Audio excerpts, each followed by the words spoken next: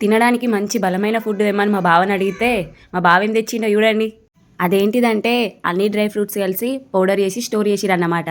Pregnancy లేడీస్కి మంచిదని మా బావ అయితే తీసుకొచ్చిండు. అట్లనే అభినందన్ అయితే అన్నం ఏం తింటలేడని చెప్పేసి అభినందన్ కోసం ఓట్స్ మకాన్ అయితే తీసుకొచ్చిండు. ఇక నేనేమో వాటితో అభినందన్కి ఫుడ్ ప్రిపేర్ చేయబోతున్నా. ఉగ్గు అన్నమాట.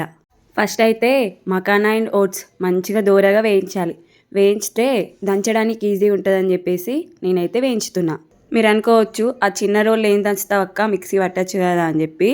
ఇక అప్పటికప్పుడు అంటే ఇక చిన్న రోల్నే యూజ్ చేస్తున్నా నేను.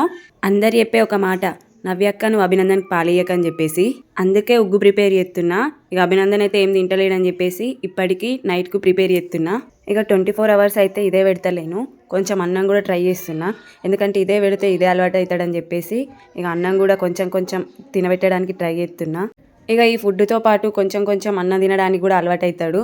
ఎందుకంటే ఇది కొంచెం నోటికి రుచి వచ్చి అది తినడానికి ట్రై చేస్తాడని చెప్పేసి ఇదైతే పెడుతున్నా. ఇక మా శ్రీనాథ్ గారు అయితే కింద పడ్డట్టు యాక్టింగ్ చేస్తే మా అభినందన్ అయితే మస్తు నవ్వుతుండు.